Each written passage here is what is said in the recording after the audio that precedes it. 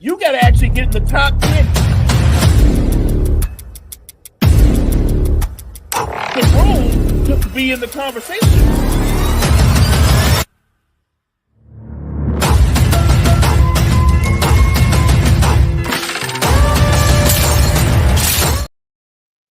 What is going on? And listen, I know it's a little confusing. Normally, you're like, you guys ain't supposed to be here for like another 5 hours.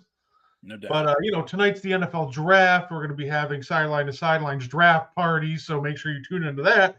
But for right now, we're going to bring you some basketball news. So, ladies and gentlemen, welcome to the N1 podcast. It is your boy, it's Cardi3. And of course, I got the greatest co-host I could have ever asked for right next to me. It's Mo Betta. Mo, how are you doing today? I'm doing great on a Friday Eve. I'm also doing great because, like you mentioned earlier, NFL draft tonight, so that's a reason to be excited. But also, we got more NBA playoffs to talk about, so let's get into it. Alrighty. Yeah, I'm super excited, but you know how we got to start. Underrated player of the week, but I figure this week, Mo, we gotta have a little twist to it. Underrated first round series. We're in the playoffs. It's the first round of the playoffs. Mo, do you have a favorite first round series that a lot of people maybe don't know about or flies under the radar? Of all time? Yeah, of all time. Any series.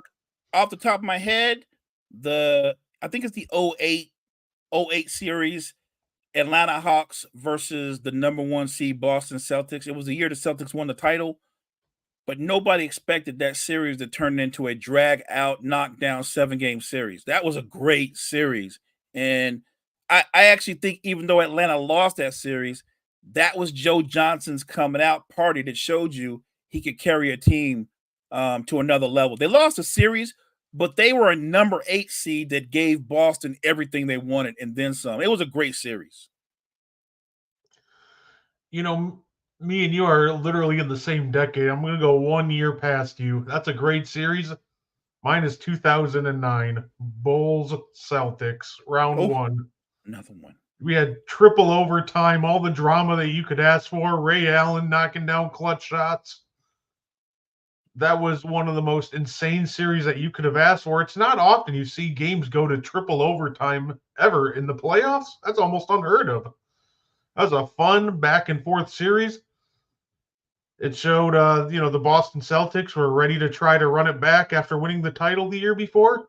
And it showed you the Bulls are for real. They were coming. They were ready for it. That was a great series. That's a good call. I'm thinking when I think of that series, I'm thinking about Noah.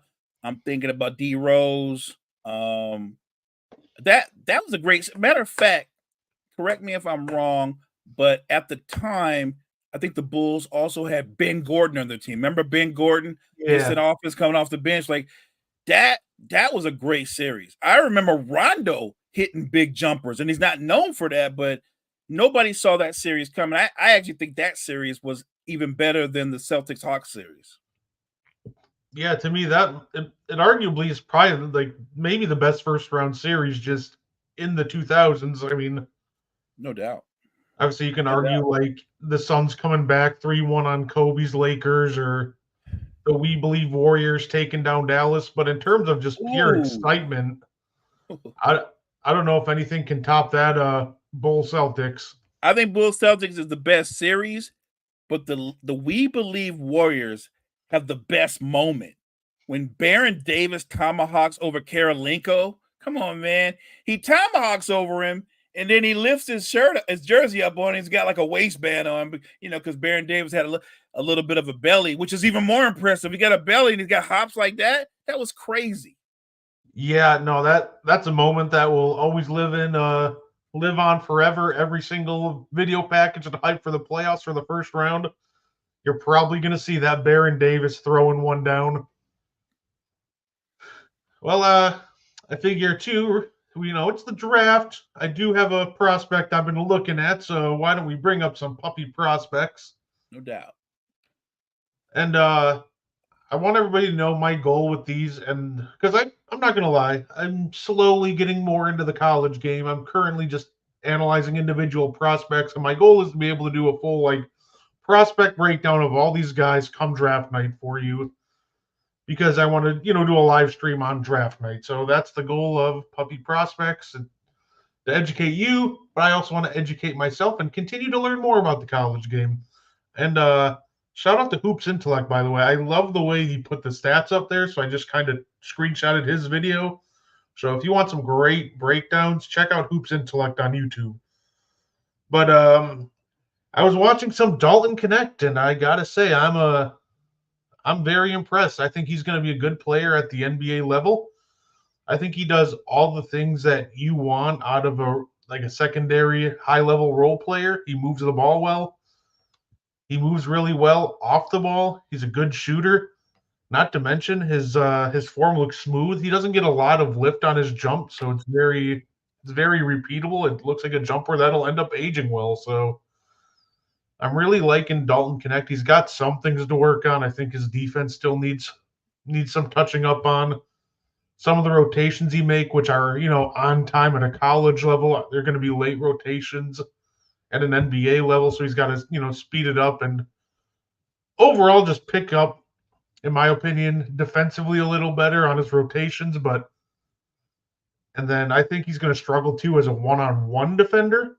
I think he'll be a great team defender, but one-on-one situations, I think he'll struggle. So, but overall, I think offensively, at least, the way he moves off the ball, he's a good connective playmaker. I think he's going to be a great addition to whoever drafts him.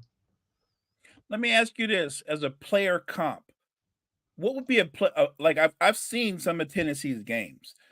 Do you think he's going to struggle in situations where maybe the shot clock's running down, or even just in the offense with trying to create his own shot off the dribble? Yeah.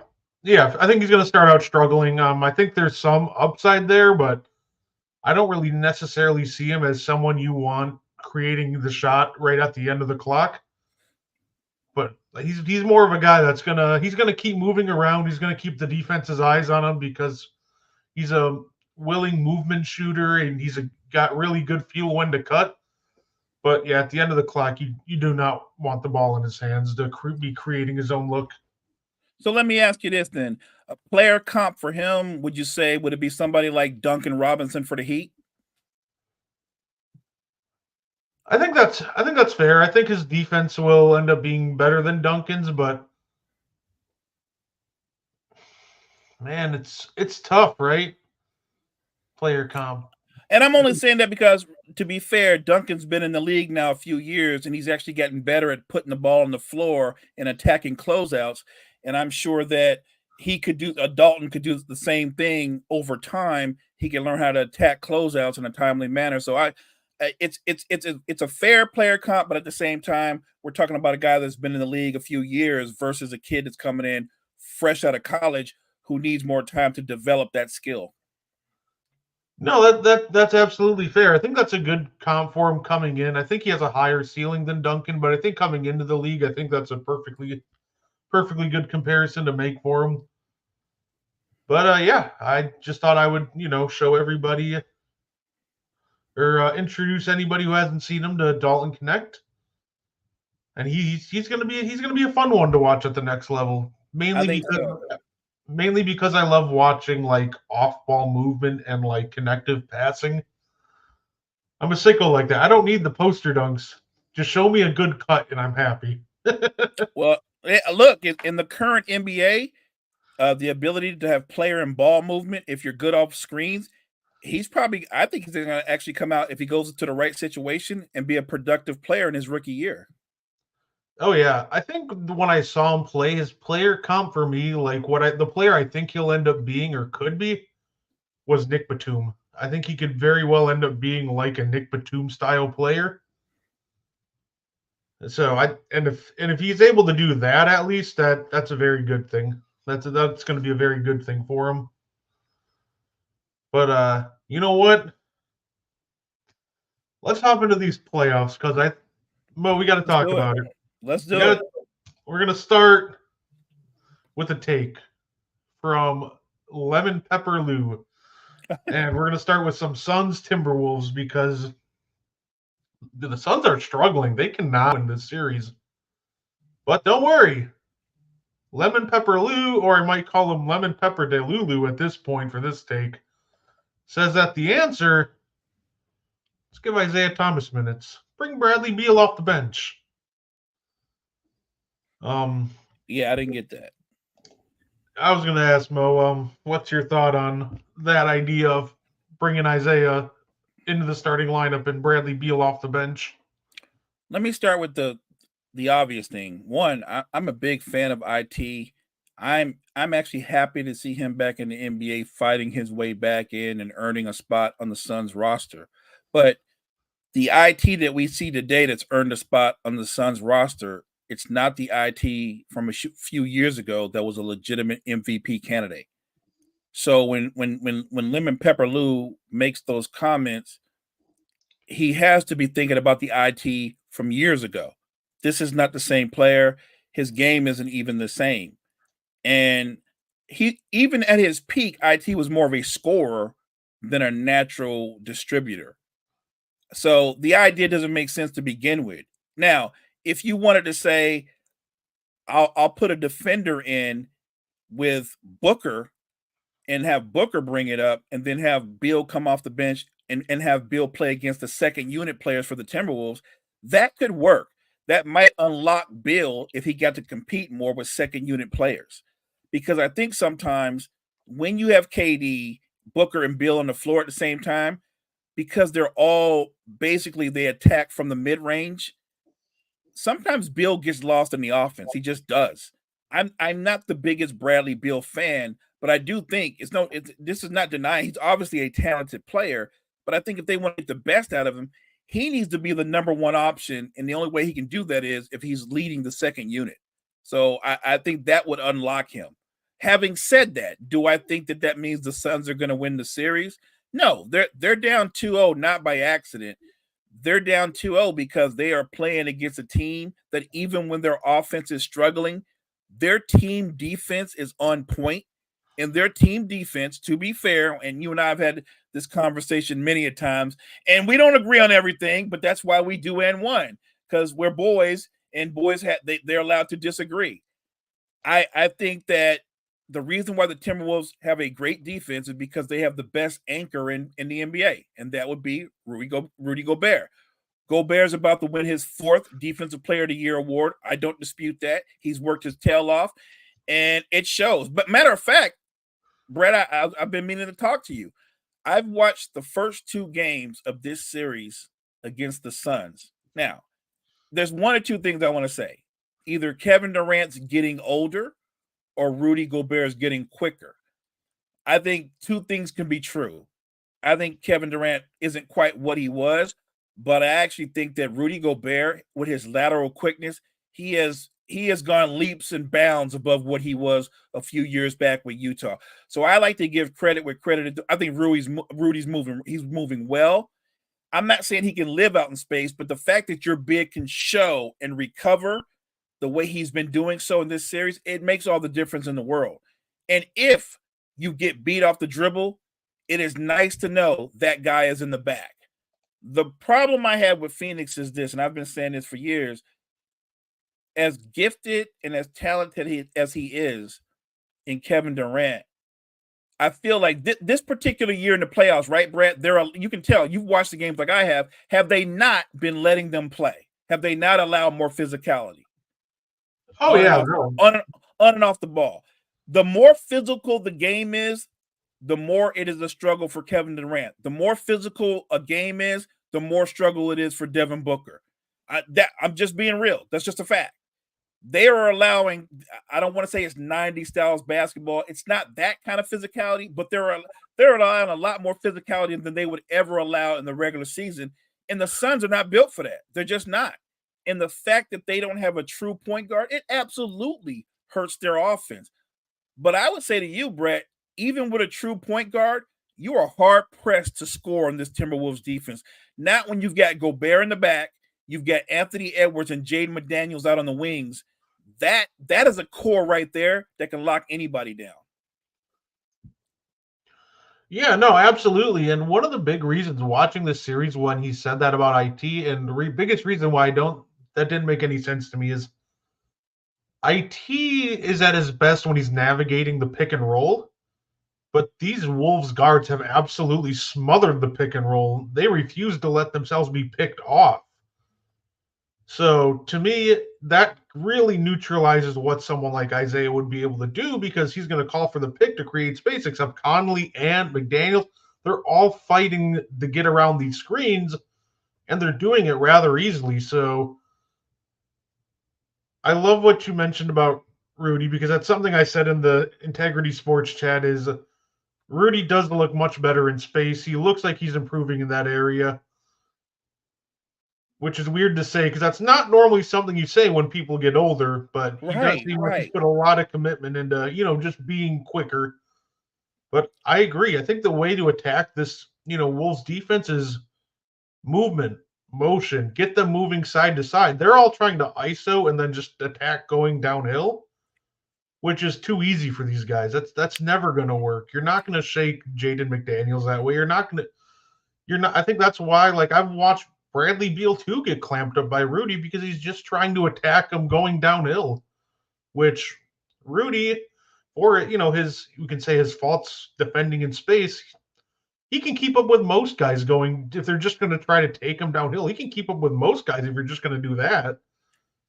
I'm really impressed with the fact that when guys try to blow by him, rather than try to just engage and go speed to speed, which would be to his detriment, he's playing the angles because he knows if you attack me, I know you're going towards the basket, so I'm just going to meet you at the rim.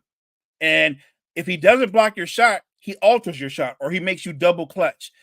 Right now, when you've got McDaniels along with Edwards and what Rudy's doing, and by the way, Naz Reid, who's not known for his defense, he's been solid defensively. Like, they're getting great defensive efforts from Nickeil Alexander, who's more of a scorer. But right now, when I watch Alexander, he's playing defense like McDaniels and Edwards. Like, I'm like, it seems like the whole T-Wolves team, they just bought into shutting down Phoenix.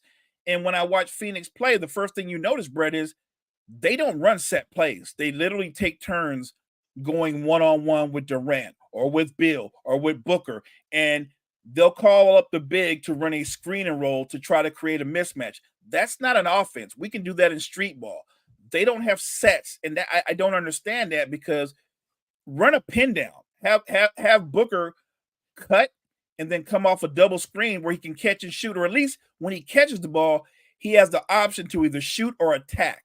Durant is a much more dangerous player, Brett, when he can catch the ball and either raise up immediately or attack you off the dribble instead of always being the primary bringing the ball up. And I told people this: watch this series. You're going to see Durant come up the court, and he's going to get his pocket picked multiple times, or it's going to get deflected because KD has a very high deliberate handle, and these Minnesota wing players, they're attacking that handle.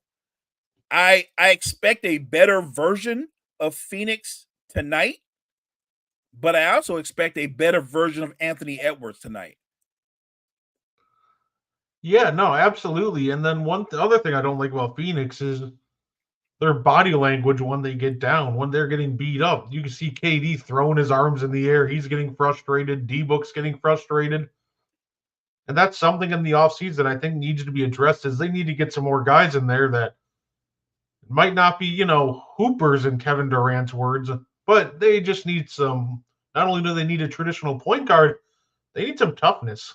They need somebody that's going to take the physicality and really rub off on the entire team. Kind of like when the Bucks got PJ Tucker in 2021.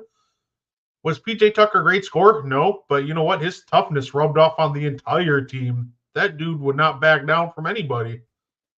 I was getting ready to say, Brett, you mean a guy like Jay Crowder like 2 years ago? The current version of Jay Crowder, no.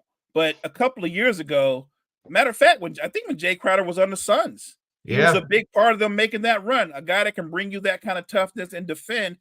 I'm looking at Phoenix, and for all the name recognition they have on their roster, who is the leader on that team? They have no leader. There's no leader.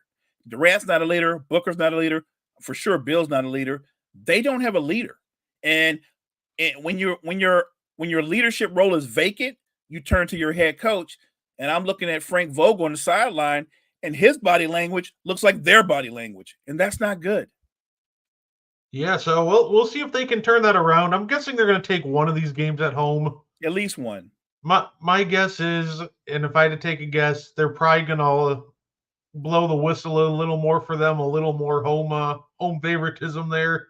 They're going to get to the line more, and at least one of these games hit enough free throws to win. But I think this series is done in 5. You know what? Just to have fun, because you just brought up a good point, I'm betting tonight Booker and Durant, just the two of them alone, are going to combine for 20 free throw attempts. Honestly, it's probably exactly what's going to happen too. And then, of course, going from one game to the other, why don't we just stay out west? Mavs Clippers. We said this was going to be a fun series. It is tied at 1-1 now. The Clippers caught everybody off guard by beating down Dallas in game 1, held them to 8 points in a quarter. But, Dallas wasn't going to take that lying down. They responded. Kawhi returned. Doesn't matter. Luka didn't care. And he hit a clutch 3 to eventually give the Clippers the win. So my question, Mo, is anything from these first 2 games, because we both picked the Mavericks to win, is anything from these first 2 games change your mind on the outcome of this series? No, I'll be honest, I'm shocked how the Clippers won game 1. They're not that good, and Dallas isn't that bad. And reality came back to bite them in game 2. And I know everybody was excited that Kawhi Leonard came back, but the same rules apply with Joel Embiid. Kawhi Leonard coming back is great in theory, but he's not 100%. And you can tell by his movements. Like in the fourth quarter, he didn't have no legs at all. And I thought, man, why is Ty Lue playing this dude 35, 36 minutes? Like literally his first game back, first game he's played, Brett, in 21 days. I like Ty Lue. I think he's a very good coach. I thought the smart thing would have been to bring Kawhi off the bench and have him play in spot minutes. That way you get a better, fresher version of him. He was going to be rusty regardless, but he started him and he played major minutes. And more times than not, I thought he hurt his team because he was taking shots and he wasn't shooting with great confidence. And I wanted to give Luka credit because I thought Luka competed harder on defense than I've ever seen him compete. And I think that kind of trickled down to the other guys. I saw Kyrie locked down. Like when your best player is competing, and I'm not saying Luka has to play at an all NBA defensive level, but the fact that he's competing and he's getting stops, that gives you a different kind of energy. Look, we always know late in the game, the Mavs have the ability to score because you've got 2 guys who can get their own shot and create for others in Luka and Kyrie. But to play that kind of defense that they did in a game that was an ugly game, a defensive game, I thought that was big for them, for their confidence going forward. I fully expect the Clippers to try to come back and get game 3. I think the Mavericks are going to win both games at home and then come back and close them out in LA in game 5.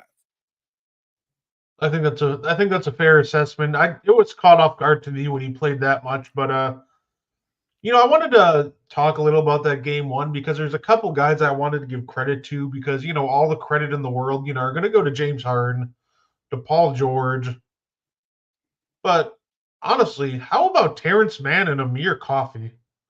Like those 2 were so phenomenal defensively. No matter what Luka and Kyrie could do, in that game 1 they could not shake those 2. They kept trying to bring Zubac into the action for the pick and roll, force an extra guy, force the defense into rotation. But the issue is with Mann and Coffey, they couldn't shake them. So now Zubac doesn't even need to come up to really be in the action because Coffey and Mann are just draped all over Luka and Kyrie anyway. So I figured George would get all the credit, but man, I think a special shout out really needed to go to Mann and Coffey for their performance in game 1. I love that you brought that up because those guys were playing lockdown defense, and you're right. They were so good in one-on-one situations that Zubac easily had no problem just playing drop coverage because they couldn't separate from those guys. They were trying to create that mismatch, and you've seen Luka do it 1,000 times where he pulls your big into into that action, and then a brush screen takes the smaller guy away. And Man and Coffee weren't having it. They were going through that screen. They were like, "No, you're not going to create this mismatch." And Big Z, it allowed Big Z to drop down. I want to give a shout out to Big Z with how he played in Game 1, because he had 20 points and 15 rebounds. He's a good player, but when Big Z can drop 20 and 15, you're in great shape.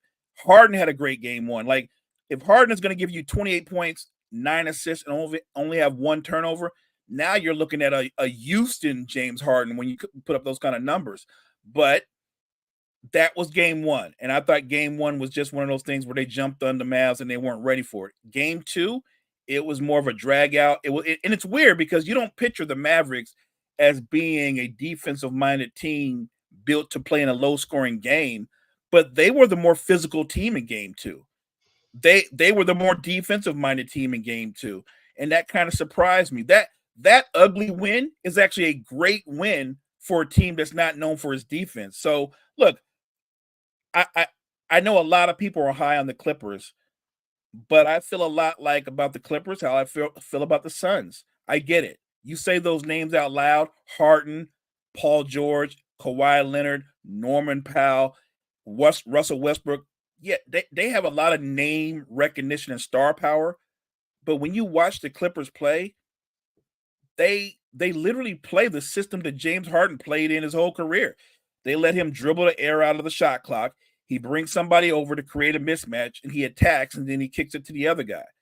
The only problem is when you play with the Clippers, when Kawhi's on the court, that means you got to share the ball with him. So then Kawhi comes up and pretty much does the same action, but in a different way.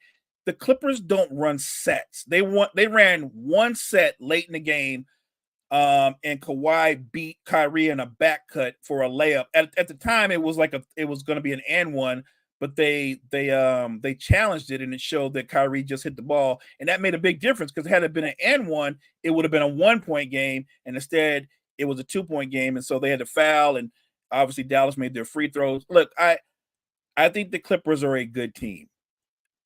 I don't think they can beat the Mavericks. I would challenge you, and let me ask you this.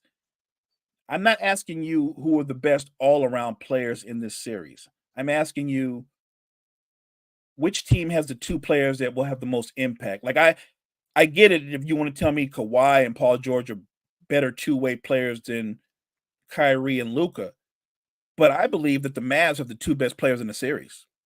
That's what I believe. Yeah, no, absolutely. Hey, what up, Keith? Gene, thank you for tuning in as well. But no, I agree with that for now. I think that, Kawhi could quickly change that, but it really comes down to how quickly can he get in game shape.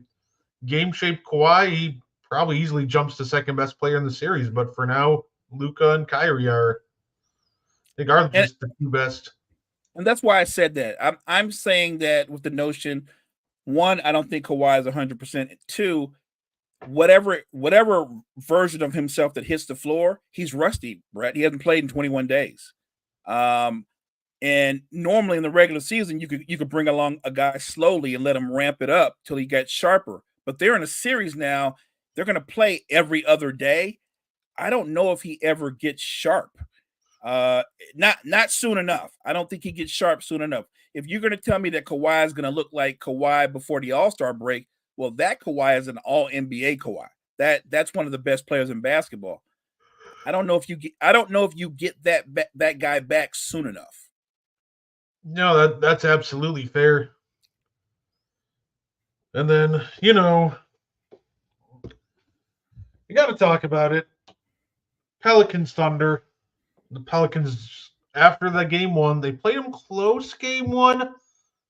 They didn't even look like they belonged on the same court as the Thunder in Game 2. They just absolutely, Thunder came out to send a message, and boy, did they ever. This was trending to be a nightmare matchup to me for the Pelicans. To me, even if just for the sole fact of just up and down the starting 5 didn't look great. Chet Holmgren spacing the floor, pulling Valanciunas out of the paint, opening that up for Shea and Jalen. Didn't really seem like a great thing to me. And yeah, Game 2 is kind of how I expected this series to go. So, Mo, what are your thoughts on this series? You brought up a great point. Valanciunas is kind of an old school big where he makes his living in the restricted area, but he's not athletic or quick. He's more of a back to the basket, very powerful individual versus Chet, who, while officially his position is center, Chet can move like a small forward. Chet can put the ball on the floor. He can step out and shoot the three. He looks very fluid. So it is a battle of styles, but I think the true battle is when you look at what Shea does, when you look at what Jalen Williams does, what Lou Dort does defensively, like what they do as a unit defensively. Without Zion Williams, it's a struggle for the Pelicans to create mismatches. If they had Zion, my outlook on this series would have been different. I still think I would have picked OKC to win, but I think it would have been a series. But now you've got Brandon Ingram has to be the best player on your team. CJ's got to be a point guard, and he's not really a true point guard. And I just think OKC is just overwhelming them. I'm looking at Brandon Ingram, and he's getting outplayed by Jalen Williams. Never mind getting outplayed by Shea. He's getting outplayed by Jalen Williams. CJ is getting outplayed by Lou Dort. I'm not even bringing Shea into the conversation because they don't have nobody on the other side that could even match up with them. There's no reason to believe that if the Pelicans go home, that they're going to suddenly turn around and be able to compete with this team. I just don't think they have the firepower minus Zion to make this a good series. Yeah, I agree. And I'll give all the credit in the world to the Thunder. They, after a rough game one, you knew they were looking for a bounce back statement game. They got it. Jalen Williams has been absolutely phenomenal in this series. Chet bounced back from a rough start, was absolutely phenomenal in game two. So overall, the Pelicans are here for a good time. Not necessarily a long time, but honestly, if it's like game two, I'm not sure if it's going to be a good time for them either. So do you think, bro, let me ask you this. Do you think the Pelicans can get a game in this series? I mean, if the Thunder shoot like game one and allow 15 offensive rebounds again, anything's possible, but straight up, no. The Pelicans are just hilariously outgunned, and they would need a lot of luck and like variance on their side to even take a game. So I'm going to play it safe, and I'm just going to go, yeah, absolutely not. This smells like a sweep. Yeah, I what I will say to the Pelicans' credit, I'm going to assume that at least one of the next two games will be a very close game. Maybe it'll be a one possession game. I think they'll compete hard, but in the end, I still think OKC will find a way to win. Look, they're just loaded. And I know we talk a lot about Shea and we talk about Chet and we talk about Jalen Williams, but you almost forget that Josh Giddey is a Swiss Army knife and can do a little bit of everything. You almost forget that Isaiah Joe is one of the top 3-point shooters in all the NBA. Like they have a deep team. And the crazy part about them is they have a deep team. They're incredibly young, and they've got a ton of picks going forward. Like when you say the future looks bright for a franchise, I don't know a younger team right now with a brighter future than OKC. Yeah, any superstar that they want, honestly, it's theirs. Nobody can outbid them. So it'll be interesting to see who they finally cash in those picks for. And well, I had to save the best for last, and I'm just gonna double whammy this because we're just gonna bring up the Monday night games. We had two back-to-back games that get summed up by this tweet from some respective fan bases. Well, we'll talk about Sixers Knicks next, but we'll start off with Lakers Nuggets. Mo, what do you think about your Lakers so far this series? Well, after game 2, I felt a lot like Magic. And here's the funny part. So LeBron misses the 3, Jamal gets the rebound, and the first thing that came to my mind is they're not going to call timeout.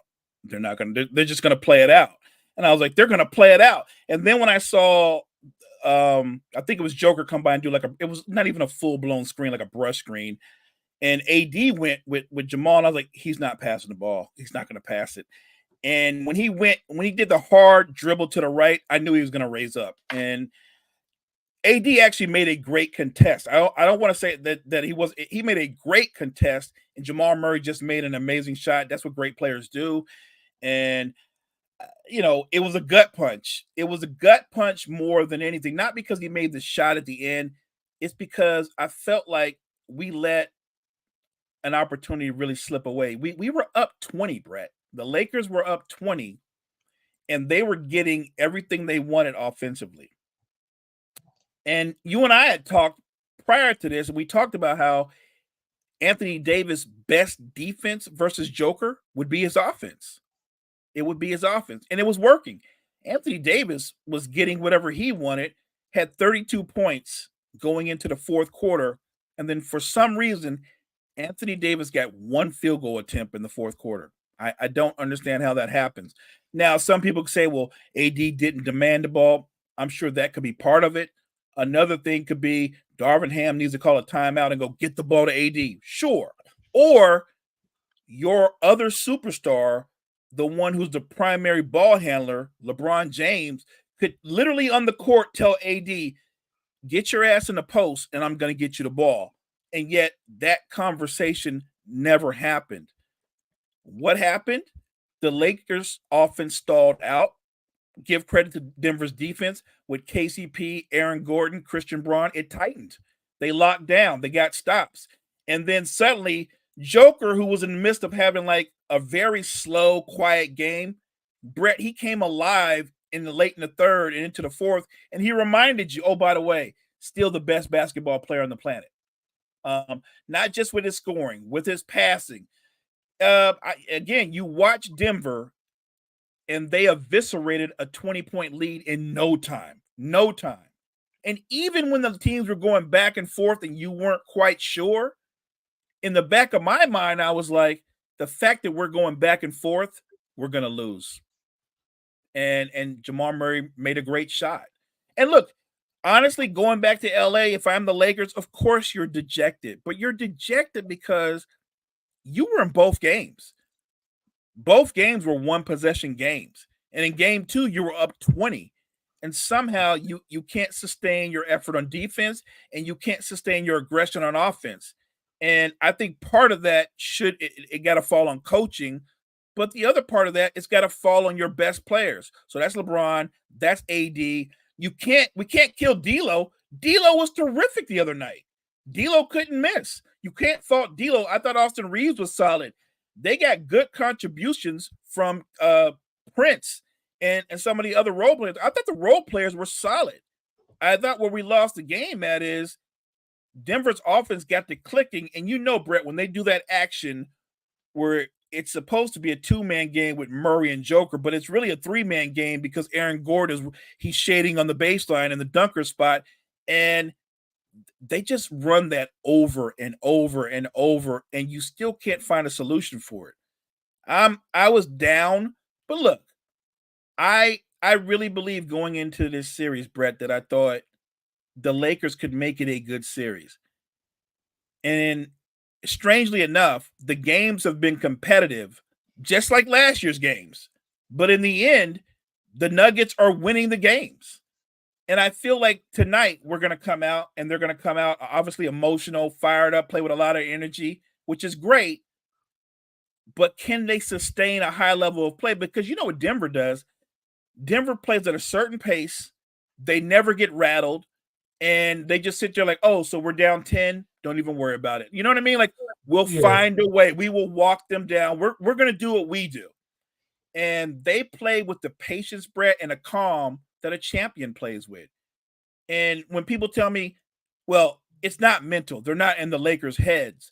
If somebody beat you 10 times out of 10 times, and they've done it in a variety of ways, and then the last time they just did it was literally a walk-off game-winning shot, it does become mental. It's a hurdle.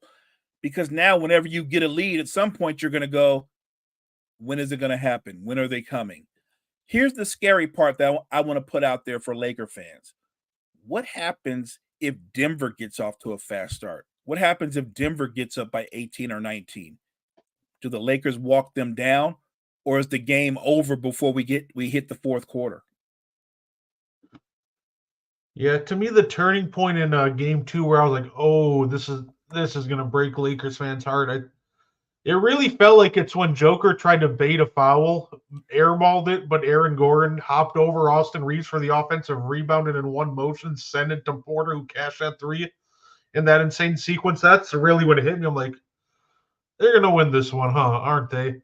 I think the biggest thing with the Lakers offense and why it stalled, and this is a great adjustment by the Nuggets, just knowing LeBron's tendencies. They know that LeBron wants to hunt Jokic in the pick and roll. What I saw the Nuggets do, they're like, okay, you want to hunt Jokic? That's fine. But what we're going to do is we're going to put Aaron Gordon on Anthony Davis. We're going to put Jokic on Rui. Correct. So now we're taking away your best action, which is the LeBron AD pick and roll. And you can run your little two-man action with Rui, which completely bogged down the offense. And, I'll give credit to LeBron. He was phenomenal in that fourth, 12 points. He was. Unfortunately, he missed the shot that everyone's going to remember. But before that, he was great. But, yeah, overall, I think it's got to come down to the fact that if the Lakers want to get AD involved, they just better be ready to attack Aaron Gordon and KCP, because I think the Nuggets adjustment going forward, if those two start to get hot, is going to be the same thing. All right, Jokic, get on Rui, get on some other role player. And I think going forward, the Lakers just have to be prepared for it. Just like, okay, we're going after Aaron Gordon. We gotta keep our best players involved. Or you gotta find a new action to get open shots against Jokic. But it'll be interesting to see what kind of adjustments they make going forward. You brought up a really excellent point. When they switched and put Aaron Gordon on AD, most people were like, oh, he's got Aaron Gordon on him. He's even smaller than Joker. What they don't understand is, yes, Aaron Gordon is a few inches shorter than Joker, but Aaron Gordon is one of the strongest players in the entire NBA. Like, the only thing AD can do on Aaron Gordon is shoot over the top of him, but he can't move him, he can't back him down, and he can't outquick him. So it's actually a very good matchup when you think about it, because one of the advantages that AD has over Joker is he's quicker than him. He can move a little bit faster. When you have Aaron Gordon guarding him, that completely takes away that advantage. Like, unless Anthony Davis' jump shot is just falling like Ray Allen style, it is a great move on the behalf of Mike Malone to make that switch. What the Lakers need to do is, if you're still going to try to run that action, Rui's capable. I'm not saying Rui's Anthony Davis, but Rui needs to be more aggressive. Rui is a capable scorer. If you still want to run that action, you need a better effort from Rui once he has the opportunity to score. I don't want to make a prediction for tonight. What I will say is, I think tonight's game is going to be about pace. And whichever team controls the pace of the game, they're going to win the game. Yeah, no, that's absolutely fair. AD ain't really scoring over Gordon unless he just establishes really deep post positioning before catching the pass at that point. Right. But you know what? There's one other fan base that reflects that Magic meme. We all know which one we're talking about. It's the Philadelphia 76ers. The Knicks and Sixers went to war. 3-point game, 3-point loss for the Sixers. Controversy. The Knicks, I'm not even going to sugarcoat it. Let me start off by saying this. The Knicks clearly fouled Tyrese Maxey on that last play. That was just missed.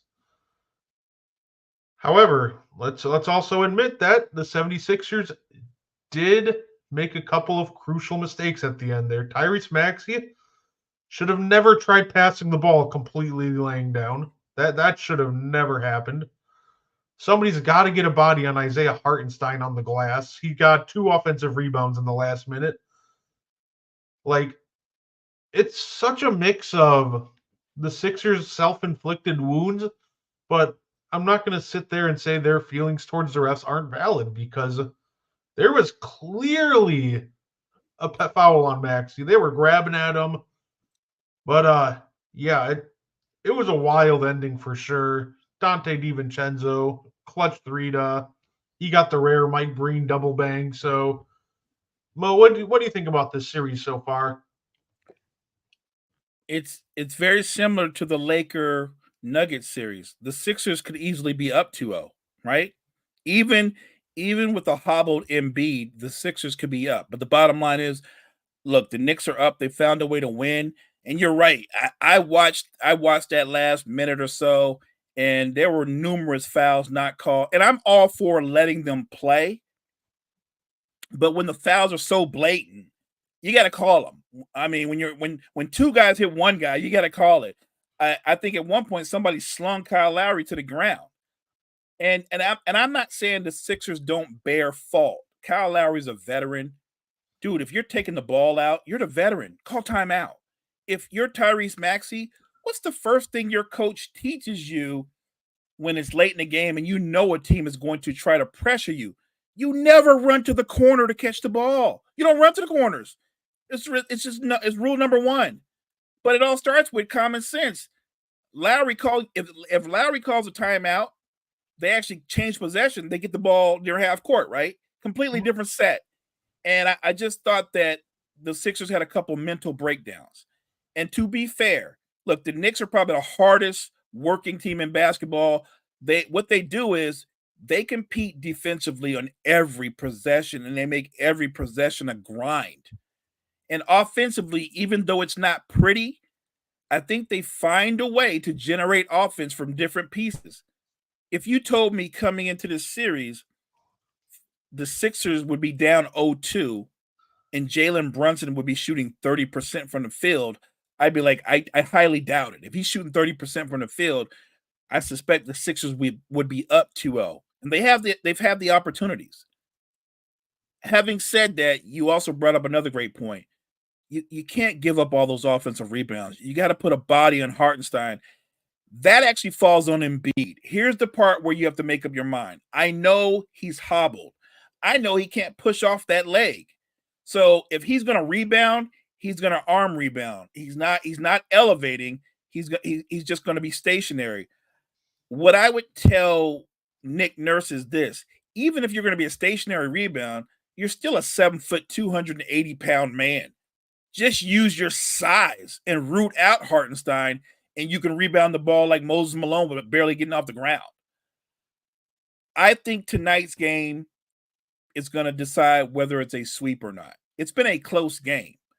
The interesting part for me, Brett, and I'll ask you this: do you think within the next two games, one of those games that Brunson will go off, or do you think the Sixers will continue to control him?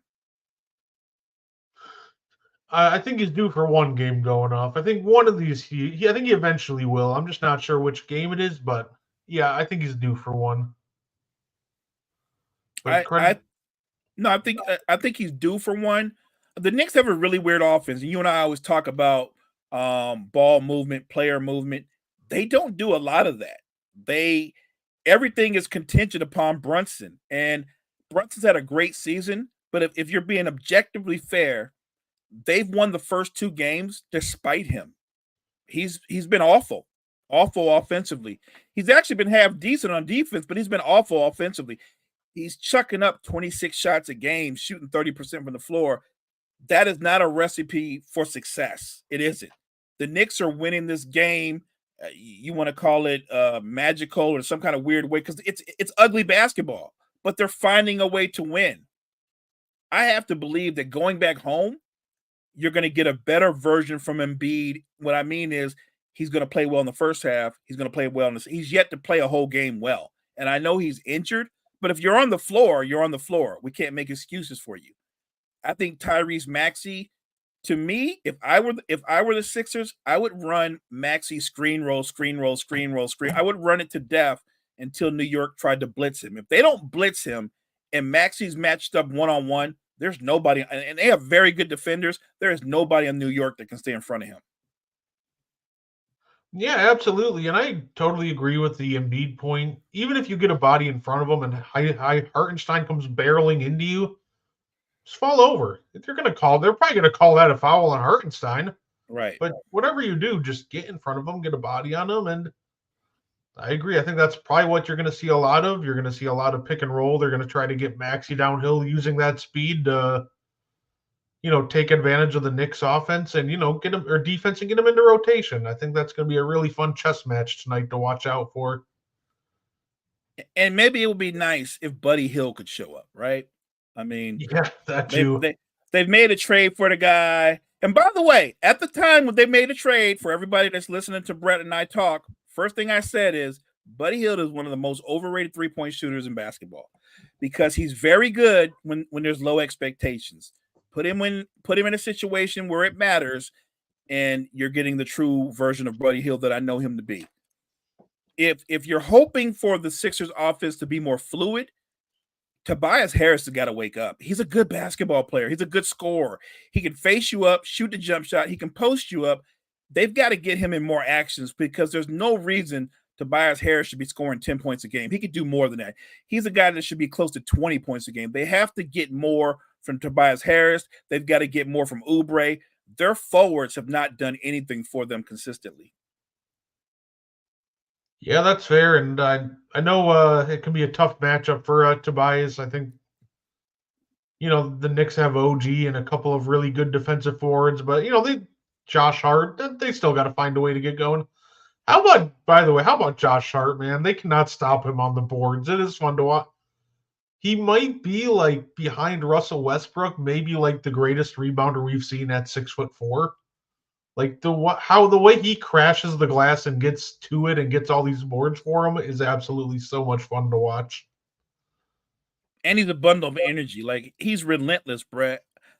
Any team that if you're trying to take that next step and be a legit title contender, you want to have winning players on your team like a Josh Hart. Everybody got a star, but the stars and the superstars' best friends are guys like Josh Hart, the guys that do all the dirty work. They get the 50-50 balls.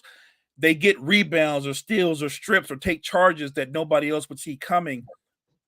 Josh Hart had 15 rebounds the other night, and I saw at least 10 of them, and they weren't easy. He was just putting his body on the line amongst the trees, snatching rebounds just through sheer will. I love basketball players like Hart. I love DiVincenzo. I like DiVincenzo in college. I liked him when he was on the Bucks. I know he got injured, and once he came back from the injury, he was never completely healthy, and I guess Milwaukee made a decision to move away from him, but I've always liked his game because it's high energy. He's a fearless competitor. And to his credit, Brett, the guy is shooting 40% from three. Oh, you just had to remind me of the Dante DiVincenzo Serge Ibaka trade, didn't you? Ugh. I wasn't going there like that, but I mean, I'm looking at the Bucks now, and I'm like, I'm sure you would love to have DiVincenzo in Jay Crowder's place. Yeah, we could use a guy like Dante. You know what? We just brought him up. Might as well hop to that series next. Let's do it. Bucks looked awesome. Game 1. Game 2, not so much. Jay Crowder looks like he's aged 10 years in a span of 10 days. Like, I think the big difference is the first game, they were efficient. They were really good in not letting the Pacers run in transition. They were making sure that they got smart shots. And when the Pacers ran, they actually did a good job of keeping up with them in that first game.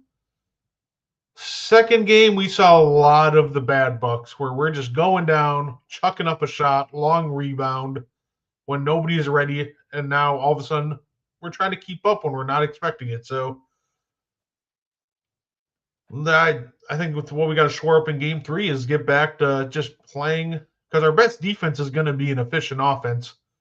So I think we got to just work on spacing, good shots, because when we did that, we started coming back, but then we went right back to, bad spacing and bad shots and letting them run on us. So my advice for game 3, make sure we're finding the best, highest efficiency looks. Do not let the Pacers run. Mo, what do you think? I said coming into this series, this is really about pace. The Bucks are a walk-it-up, methodical team offensively. Really, the only person on the Bucks who can play an up and down style consistently and excel is Giannis. And he's not currently on the Bucks right now, right? He's injured. But if they can control pace and their offense is efficient and you're making Indiana take the ball out the net, the Pacers are, and you know this, they're a completely different team, Brett, when they have to play half court basketball. They're not nearly as effective when they have to slow it down and really run through the shot clock. So I think this is about the Bucks being better on offense, but also doing what they did in the first half the other night, being really good in transition defense. If your transition defense is sound, you're halfway there when it comes to shutting down what Indiana wants to do. They want to play fast, they want to spread you out, and they want you to fall into that trap of playing at their pace, because we both know the Pacers don't play great defense. They're not a great defensive team. They have a simple strategy. They believe they're going to make more shots than you make if you play at their pace, and that can work. It's proven. I think the guy to watch in the next game will be Bobby Portis. I know Dame has had a great half. He was great in the first half the other night, but he wasn't as good again in the second half. But I think Bobby Portis has been their most consistent performer. He's got the toughest matchup because Bobby Portis has got to deal with Siakam, who's been a monster so far the first two games of the series. I think Portis will slow Siakam down. I think if they get the ball to Portis in the post, I think Portis can get some fouls on Siakam. Make Siakam play defense. Don't let him just get away with guarding a non-scorer. Make him play defense. I don't care if he's trying to play Brook Lopez. Make Brook play like Brooklyn Brook Lopez. Get in the post and attack Siakam. He can't guard Brook Lopez in the post. I think you have to find ways to go after Siakam. As far as Halliburton goes, it's weird, right? Because he looks better, but he still doesn't look like he did prior to the All-Star game. I know he had an injury. He seems to be just a notch or two, a little bit slower, not as confident in his shot. And I feel that for whatever reason, Milwaukee's given him too much respect. Most of the time on offense, Halliburton's not even looking to shoot. He's not even looking to shoot. I don't think he has any confidence in his shot. So I say focus on shutting down Siakam and be more efficient offensively. If you're efficient offensively, if you control the pace, there's no doubt in my mind Milwaukee will not only win this game, they'll win the series. And I'm saying they'll win the series minus Giannis if they control pace. True, and I mean that. If they control pace, they won't need Giannis to beat the Pacers, which is good for the Bucks and for Giannis, because if they can win this series and give him more time to get 100%, that's great going into the second round. That's my dream, that we win this series without Giannis, and it's partially because the whole getting Giannis to 100%, that's huge. But I'm just imagining what a confidence boost it would be for these other guys to be able to pull this one out without Giannis, like Middleton, Dame, Portis. You get their confidence sky high, then add Giannis back. That would be a dream. But yeah, I agree. It's going to come down to controlling the pace, and yeah, we gotta get Siakam in foul trouble or something. He's been unstoppable these past two games. Tried everybody on him. Bobby Portis, Jay Crowder. Middleton's taking his turn on it. It just doesn't matter. He's just on a heater that not many people have gone on. So, all the credit in the world to Siakam. Yeah, look, he's playing at a really high level. But like I said, he's been able to hide. He's not a horrible defender, but he's not known as a lockdown defender as well. And I just think that if you attack him more on that end, it'll take something away from him on the other end. I believe, or I'll say this, going into this series, I thought without Giannis, the Bucks would be hard pressed to find a way to win. But I don't think the Pacers are a juggernaut. They know how to play one way really well. And if you take that one way away from them, they don't have a plan B. So this is really about the Bucks' efficient offense as well as getting back in transition defense. You do those two things, Milwaukee will win this series. Yeah, no, for sure. The other series we got, I figured this one's going to be a quick one to talk about because there really hasn't been much to talk about this one. Cleveland and Orlando. The less said about this one, the better.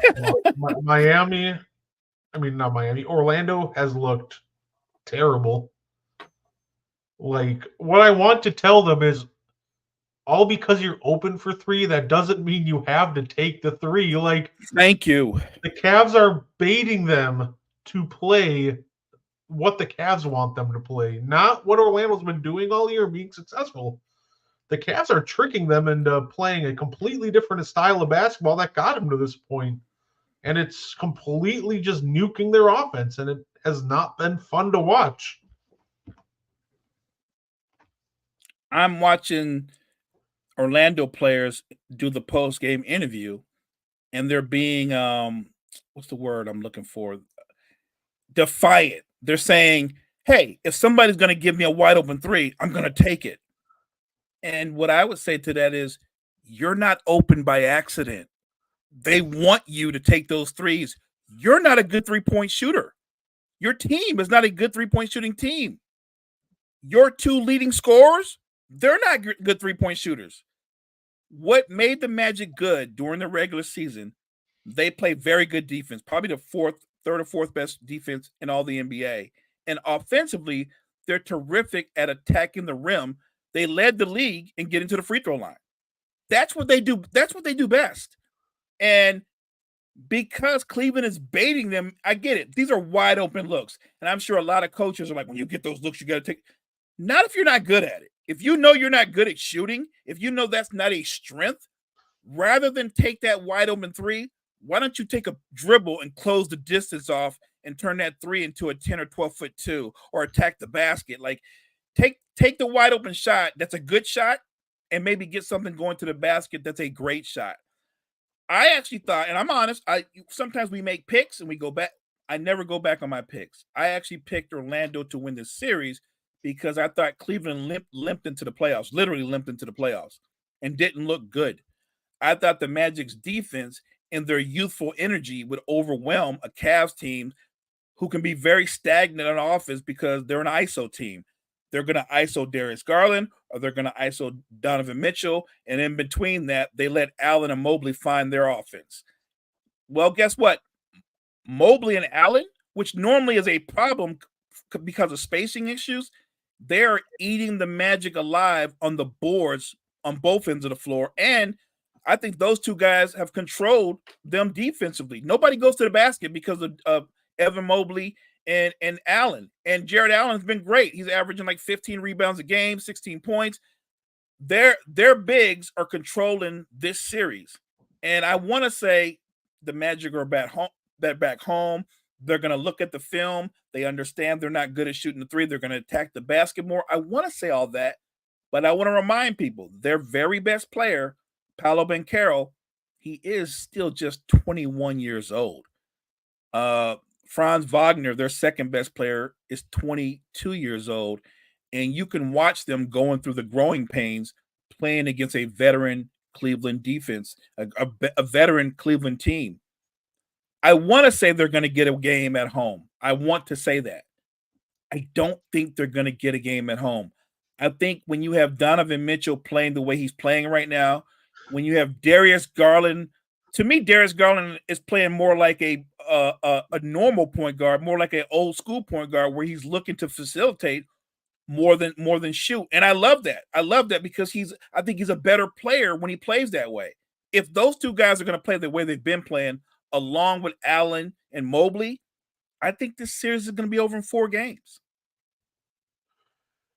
Yeah, it's funny too because when I knew the Magic were going to be in trouble in the beginning of Game 1, it wasn't when.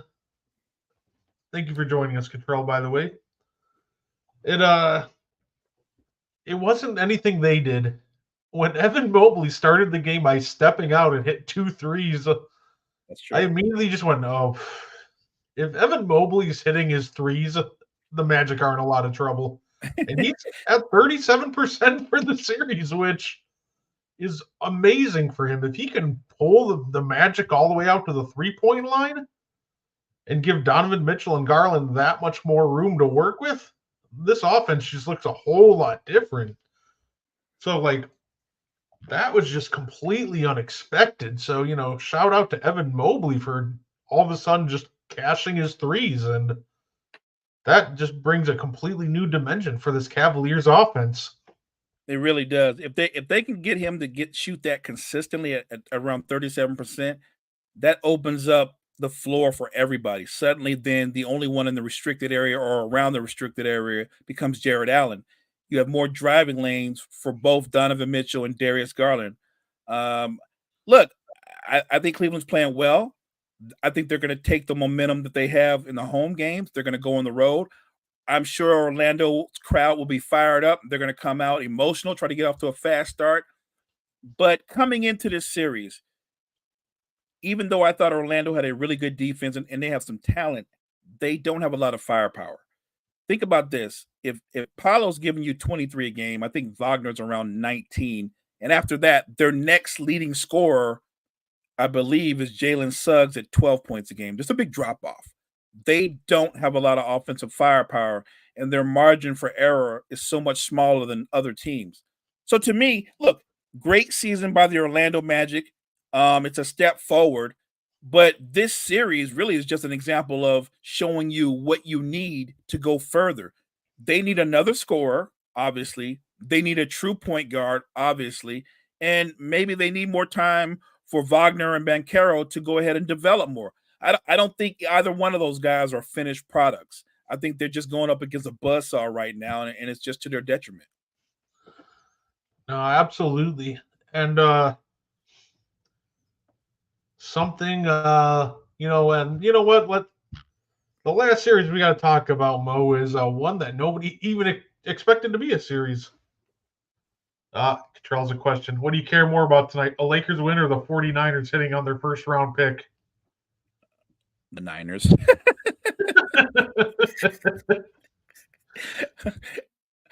Only because I play the long game. If the Lakers get a win tonight, I still think they're going to lose the series. But if the Niners hit on that first round pick, that's going to make us that much better going forward in the next season. Same for you. Oh man, I'm a Packers and Bucks fan. Honestly, we already have a ton of young talent. I'll honestly take a Bucks win because I still feel like that this team, if we get hot enough and we play at our pace, is still can threaten to come out of the East. I think we could still very well make a run at the finals. The Packers have like 87 rookies on their team and like guys under 25 anyway. So, you know what? Give me a Bucks win. Fair enough. But see, that's where we're coming from two different perspectives. Your Bucks are title contenders. So I get why you said that.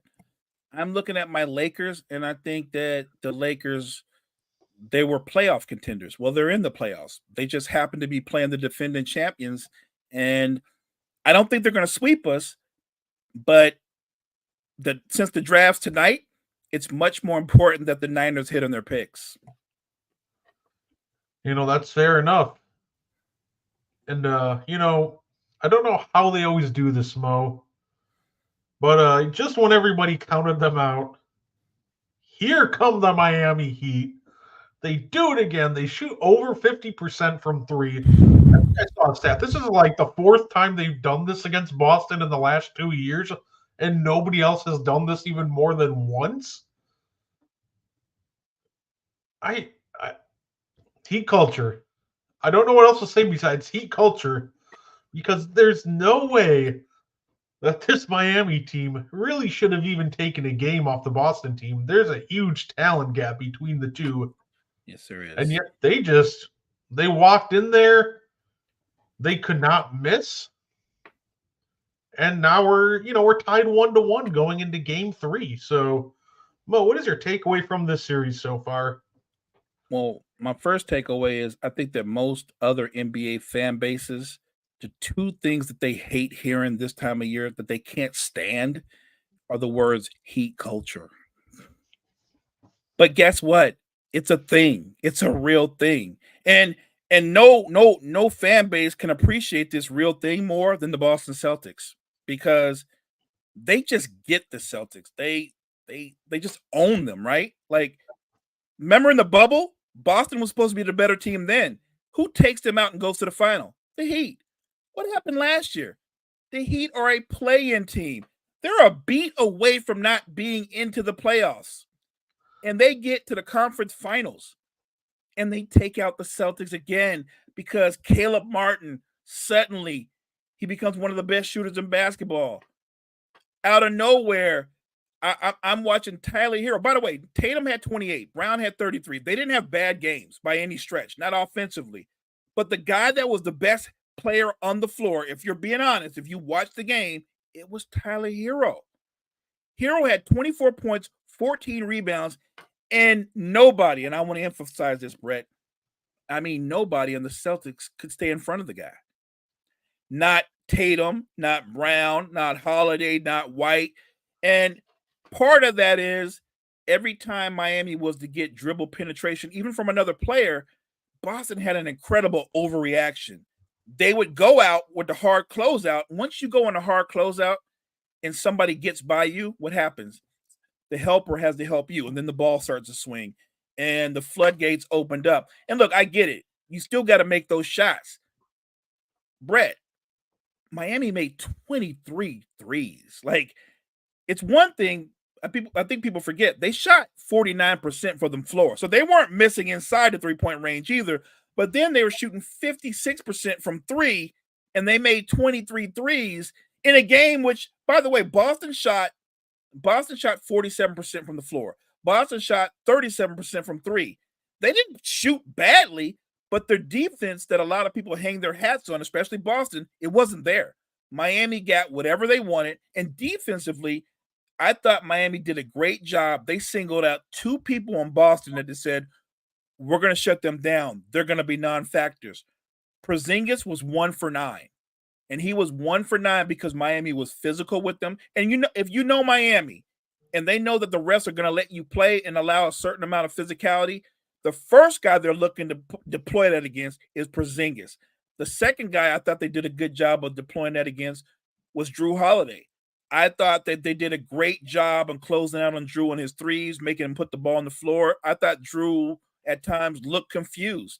And I like Jrue as a player. I'm a fan, but I just thought that Miami's defense, it seemed to overwhelm him and Porzingis. And it's funny because obviously the Celtics' two biggest acquisitions in the offseason was they got Jrue and they got Porzingis, and it's why we say they have the best starting five in basketball. And then you and I are both thinking, okay, no Jimmy Butler. Jimmy's out. You're looking at both teams, and we're saying, sure, Miami's going to put up a fight here and there. But this series, Brett, is supposed to be a sweep.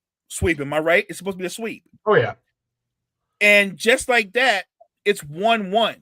I'm not making any crazy announcement saying this is it, Miami's going to win. But I am saying this, and I'll put it out there.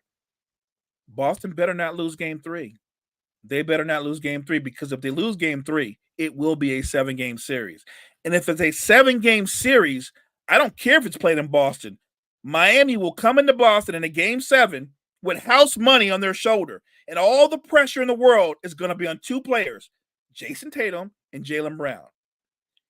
And if for whatever reason, Brett, Boston comes up short, those whispers that you hear about Jason Tatum, they won't be whispers anymore.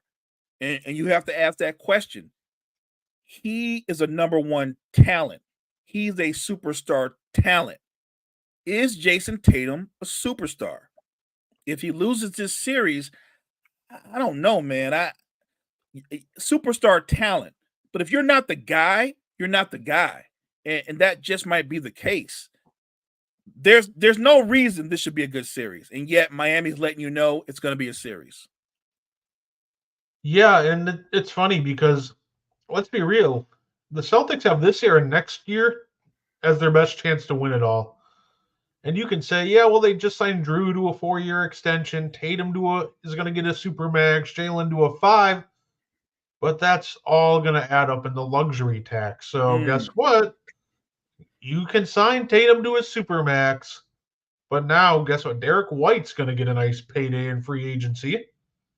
You're probably going to have to part with him unless you're going to be paying an insane amount of luxury tax to keep the band together, which I really don't think so. So this year and next year, it feels like the Celtics realistically have a 2-year window, because I don't think they're going to ever again, under Tatum, put together a better team than they have right now. And I want to say, you almost want to say when you see a game like yesterday, like, oh, the Miami Heat, that was just an outlier shooting game.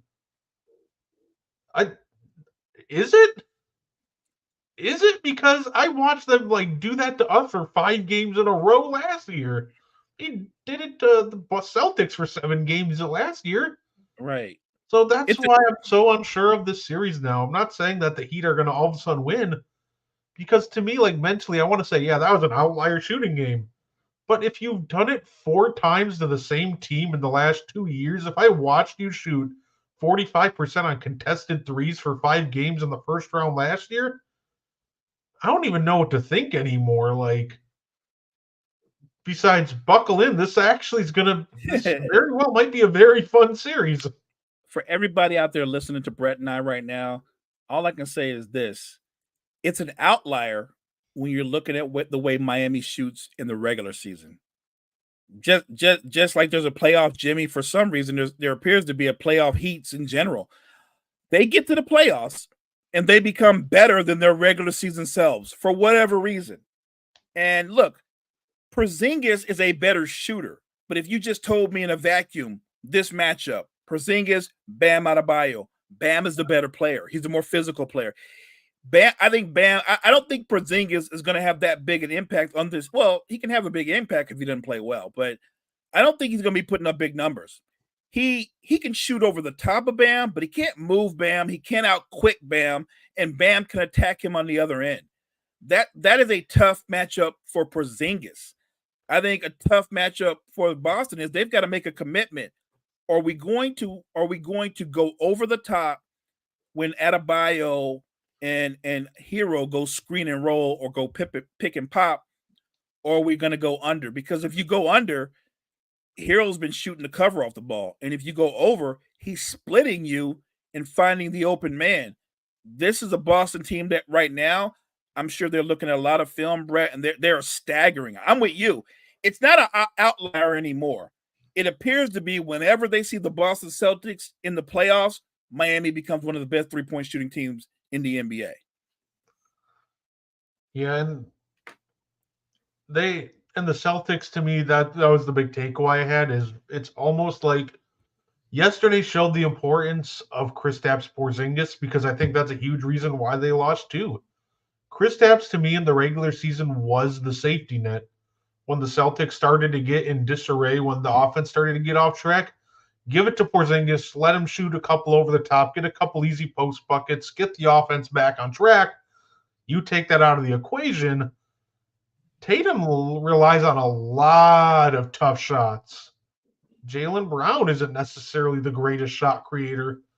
And Jrue Holiday in the playoffs, I've seen this multiple times. He gets, like you said, he kind of almost looks confused out there if he wants to be aggressive or not. And it leads to a lot of bad shooting nights for him. So to me, he did the right thing. Take Porzingis out of the game, and then the Celtics road to getting easy buckets just gets that much tougher. And the thing is, when you watch the game, do the Celtics get easy baskets? Like Tatum makes a lot of tough shots. Brown makes a lot of these are contested shots. They're not like just straight blow-bys or just catch and shoot opportunities. The Celtics live and die by the three. And to me, when you've got a guy like Tatum who can put the ball in the deck, he should be getting to the foul line, to me, 7-8 times a game at least. Brown should be able to get to the foul line. Holiday can post up most point guards. Derek White can get his own shot off. I think they need to find a better balance between taking threes and attacking the rim, or at least trying to get some kind of dribble penetration where you make Miami's defense move side to side rather than just, as they would say, playing with your food and then ended up taking a tough step back jump shot. Like I watched Jason Tatum at times, Brett, and you can see him in these ISO situations. He will go in and out, cross his man up, go by him, but instead of continuing, he'll bring the ball back and come back to the man with his dribble to take a step back. What are you doing? I don't understand that. This is not N1, man. Attack him, blow by him, and get to the basket. Yeah, that's really why I dislike Jason Tatum in like clutch time situations, because he gets so predictable. And that's exactly like what you said. He's going to step it back, and his other go-to move, if he doesn't step back, he's going to take a sidestep three. Yes. even if it's contested. It doesn't matter. It's either a step back or a sidestep. So we'll see if the Heat are able to take Game 3 and really make this series fun. Honestly. Yeah, a question real quick for everybody out there listening, because Brett and I was talking about this earlier. The wire to wire guys, Gene, Shally, Cottrell do a great job of doing this player or, right? Well, I'm gonna propose something to you guys. Jason Tatum or Anthony Davis? I'm just putting it out there. I'm sure a lot of people say Tatum. Okay. I'm just saying, and all I'm saying is I'm literally saying switch teams. Give Anthony Davis what the Celtics have. Jason can go over there and watch LeBron dribble the air out the ball. Jason Tatum or Anthony Davis. And the only advantage to me that Tatum has is he's younger. But I'm just talking about, let's assume that for the next 3 seasons, both guys are relatively healthy. They play 70+ games. Who would you rather have? It does feel like mentally you just want to say Tatum right away. Sure you do. Right away with no hesitation. You know, I think I'd probably lean Anthony Davis. Give me Derek White, Drew Holiday with Anthony Davis pick and rolls. It's not like Anthony Davis can't create his own shot. But not to mention that you're getting legitimate DPOY caliber defense. Woo! At the rim. Yeah, so I'd probably go with AD. It's just a thought, like I said. Hey, I know we're getting ready to get out of here, so just a quick note to everybody that's listening. Make sure you guys check out Sideline to Sideline. They're going to be doing draft coverage starting at around 7. Gene, Shally, Cottrell, Brett's going to be on there, and a few other of the guys.